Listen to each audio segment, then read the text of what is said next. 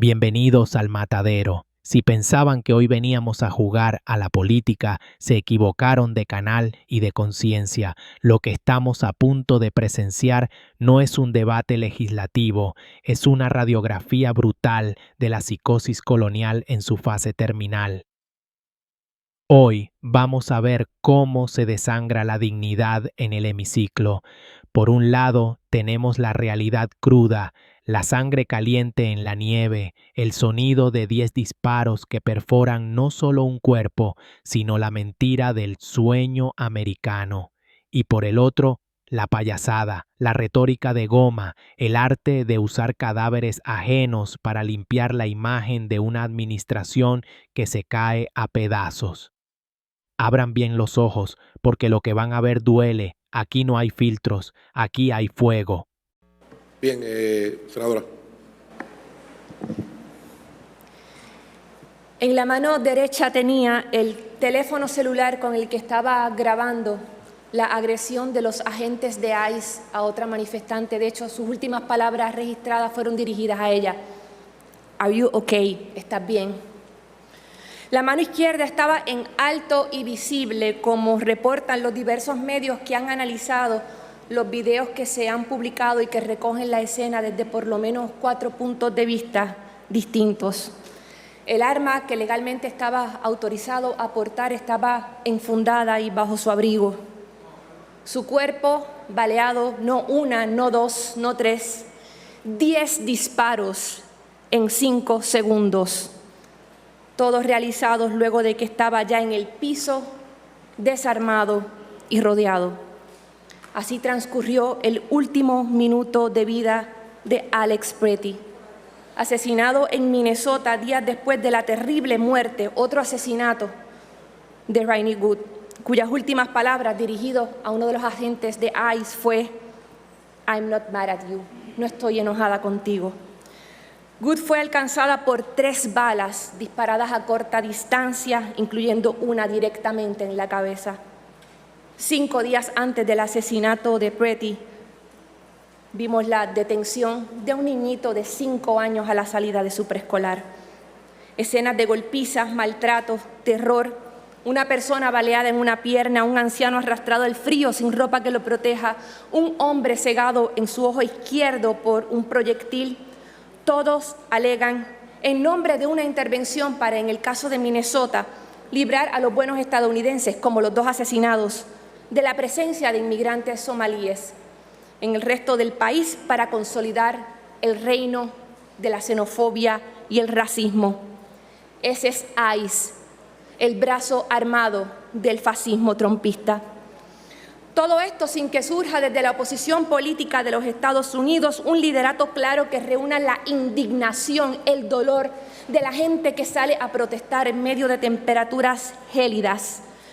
Ese vacío podría explicarse, supongo, por el hecho de que bajo administraciones demócratas, aunque sin recurrir a la violencia descarnada del trumpismo, se impulsaron oleadas de deportaciones en lugar de dar paso a la tan necesitada reforma migratoria que permitiera regularizar la presencia de miles y miles de personas que trabajan y contribuyen a la economía estadounidense. Y porque aún en medio de este horror fascista, legisladores demócratas han favorecido la asignación de fondos a ICE. ¿Por qué esto nos debe importar tanto como los temas inmediatos de nuestro archipiélago, que van desde las arbitrariedades en educación, la vulnerabilidad energética, hasta el tema contributivo? La respuesta obvia es que como posesión de los Estados Unidos, ICE puede ejercer en cualquier momento aquí esa misma violencia contra las comunidades inmigrantes. Pero también porque la gente a la que Trump, Kristi Noem, ICE y sus seguidores quieren perseguir y expulsar, lucen como nosotras, hablan como nosotras, tienen una nacionalidad distinta como nosotras, elementos que van mucho más allá de una ciudadanía concedida con el propósito claro de perpetuar esa forma de coloniaje disfrazado que luego se bautizó como Estado Libre Asociado. Nos toca porque no creo que haya una familia en Puerto Rico que no tema por sus seres queridos en Estados Unidos, expuestos como nunca al peligro, porque hablan en español, por su apariencia definitivamente caribeña. Y aún más allá le tiene que importar a todo el mundo, literalmente a todo el planeta, que el imperio más poderoso de la modernidad busque cimentar su poderío a partir de la violencia de Estado contra inmigrantes y contra sus propios ciudadanos y ciudadanas, abusando de la ley y con inmunidad plena para quien obre fuera de sus límites. No hay precepto moral bajo el que eso pueda ser aceptable.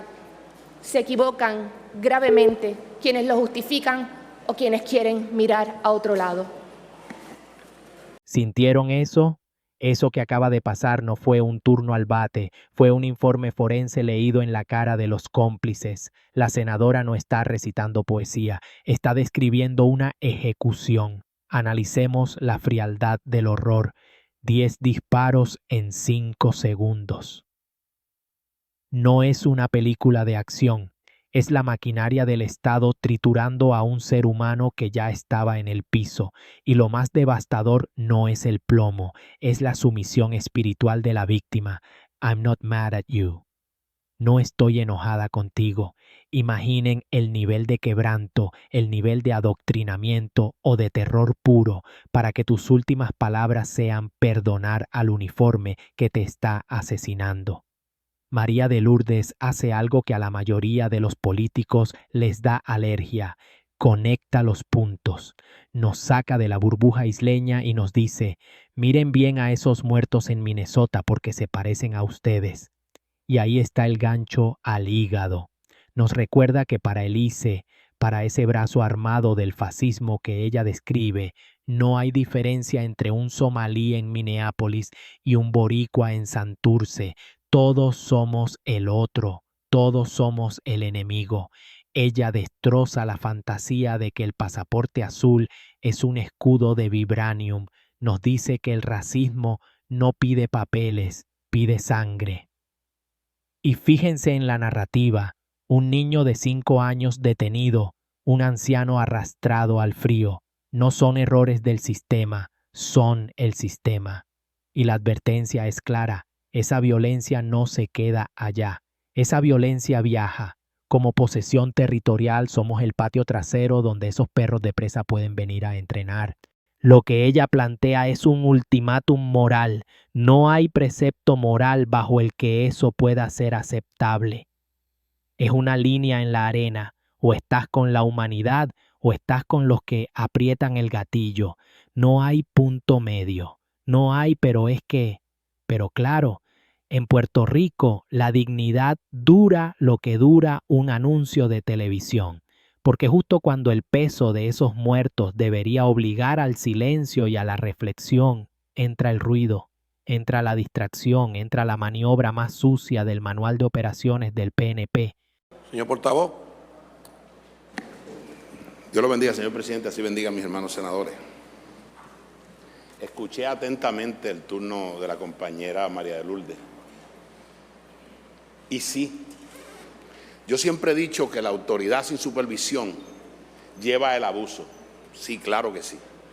Si se descubre y se establece que esos agentes de ICE abusaron del poder, tienen que pagar con cárcel.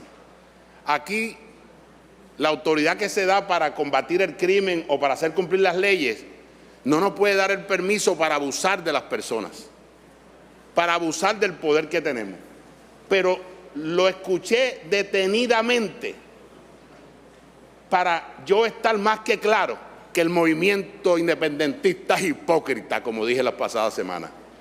¿Cómo es posible con el fervor, con la gallardía que hablan de eso que sucedió en Minneapolis?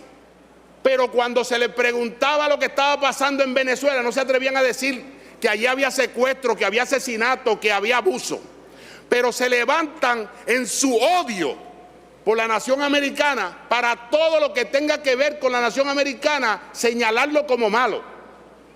Hubo aparentemente un asesinato allí. Hubo un abuso de poder. Pero en muchas ocasiones, en ese Venezuela, habían esos asesinatos, pero de 10, de 15, de secuestro, de abuso. Pero ellos se les pregunta y ellos no se atreven a hablar de eso. Y repito nuevamente, ¿por qué tienen miedo de hablar de ese abuso que sucedió en Venezuela? ¿Por qué tienen miedo de hablar del régimen que hay en Cuba? Pero no tiene que pasar cualquier cosa a lo mínimo para que ellos comiencen a criticar la nación americana. Eso es todo el tiempo. Es la hipocresía de un movimiento que creen que darle un macanazo a una persona en Estados Unidos está mal, pero si se lo dan en Cuba o en Venezuela, no, se lo buscaron. Eso es hipocresía.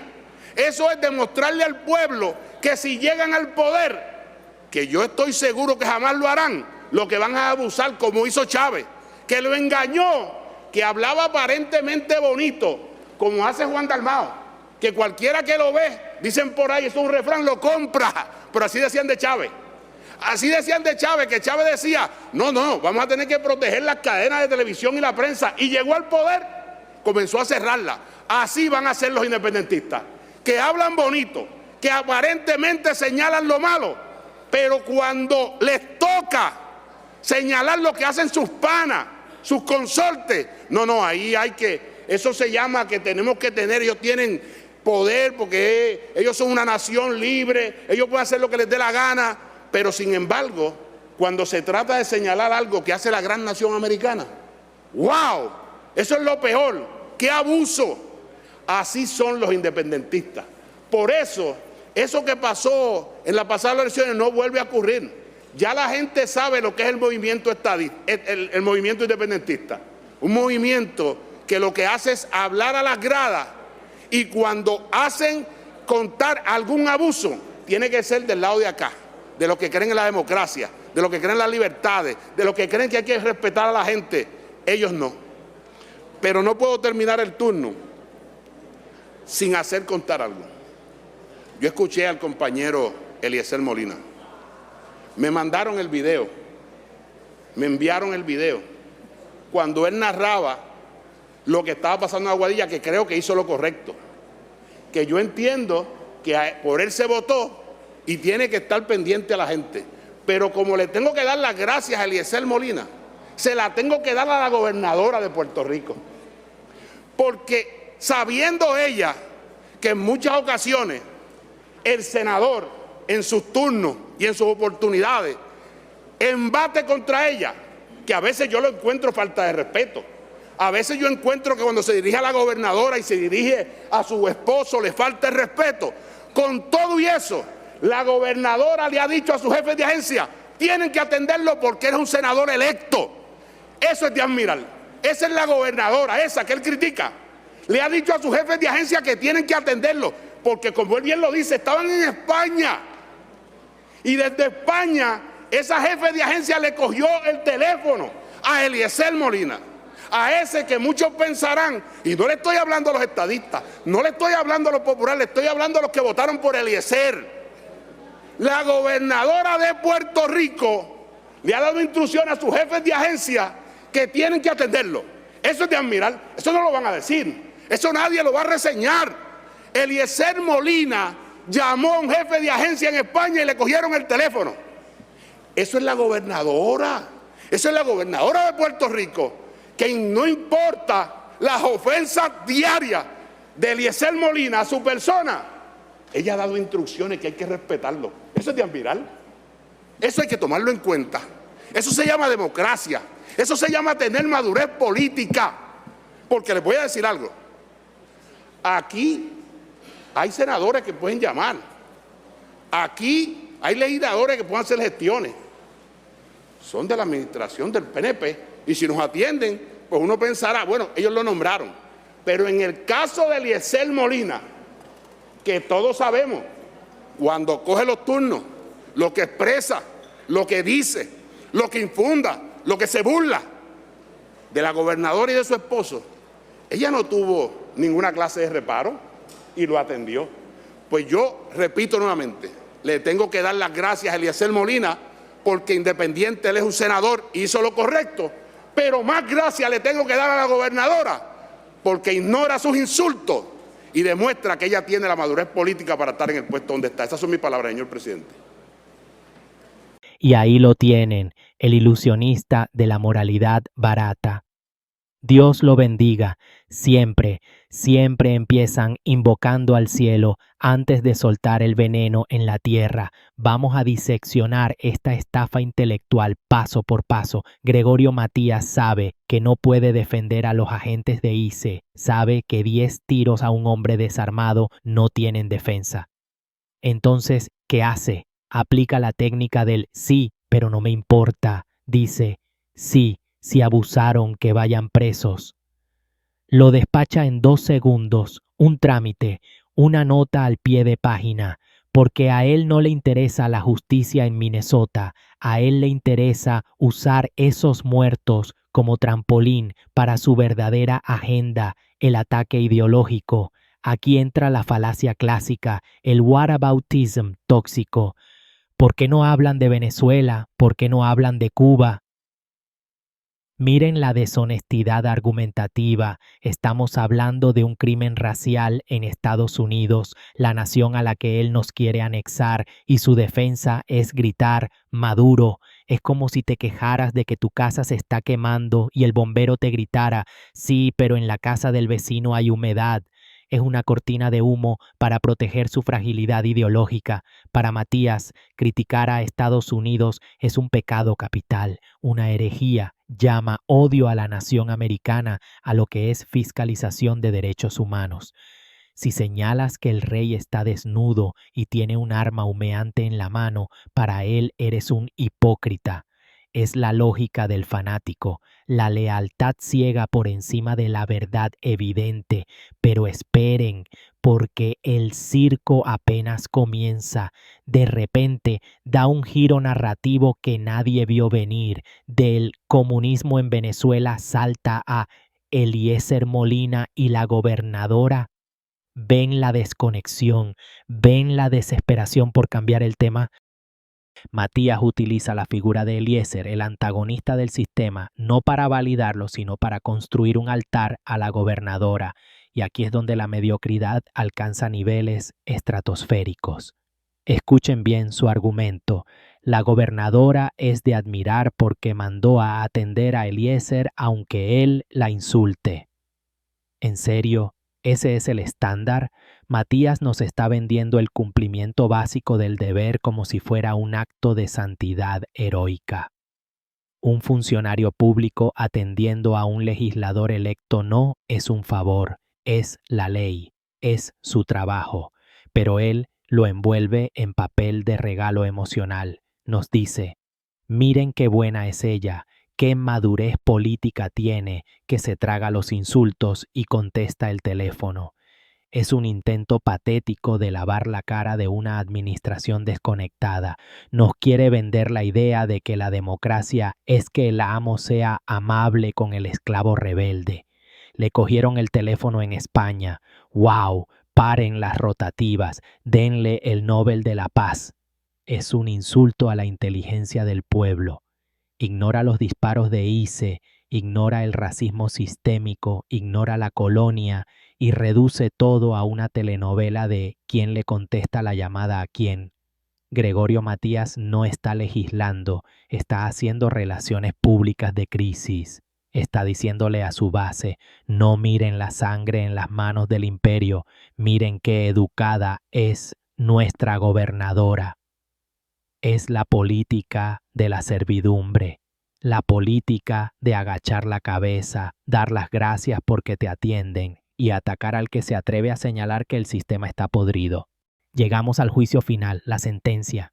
Y no habrá piedad. Lo que acabamos de ver es la definición gráfica de por qué Puerto Rico sigue estancado en el fango.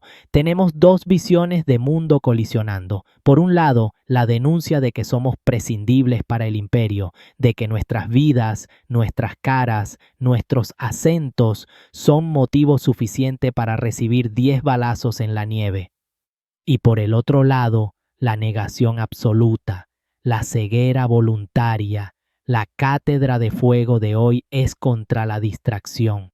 Gregorio Matías representa a esa clase política que prefiere inventarse enemigos imaginarios en el Caribe antes que enfrentar a los monstruos reales que tienen en la sala de su casa. Prefieren hablar de Chávez, que lleva años muerto, antes que hablar de Trump, que está vivo y afilando los cuchillos contra todo lo que huela a latino. Es la cobardía disfrazada de patriotismo. Matías acusa a los independentistas de hipócritas, pero él es el rey de la doble vara. Se llena la boca hablando de ley y orden, pero cuando la nación americana viola la ley y el orden ejecutando ciudadanos, él mira para el lado y aplaude a la gobernadora por coger un teléfono. La lección es brutal. Mientras sigamos permitiendo que nos cambien el tema, mientras sigamos permitiendo que usen el miedo a Venezuela para justificar el abuso en Estados Unidos, seguiremos siendo las víctimas perfectas.